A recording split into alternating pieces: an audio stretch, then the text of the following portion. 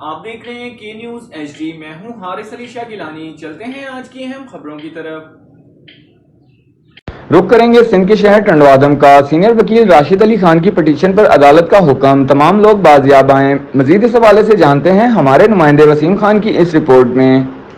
बिस्मिल्लाहिर्रहमानिर्रहीम। मैं state district court Matiari में हूँ। मैंने 491 CRPC की एपस कार्पस की एप्लीकेशन फाइल की थी। ऑनरेबल कोर्ट ने बूरो वर्सेस वजीर वरायो and others SSP Matiari order pass किए हैं और इसके अंदर जो डिटेन्यू थे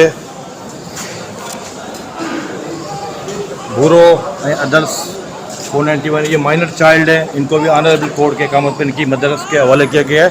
इनको हिस्बे बेजा में रखा हुआ था। मेरा क्लाइंट ये मेरे साथ खड़ा है, बूरो जी। मुझे नालो बुरो थई, मुझे पी जो नालो गिगो थई, भाउ जो नालो हरेश थई, भेण जो नालो हसीना थई, माँ जो नालो सुगरा थई।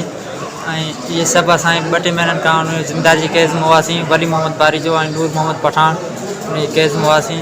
राशिद अली खान जी मदद से असीं सगोरी कोर्ट में आयासीं, असांखे इंसाफ़ मिलियो आहे।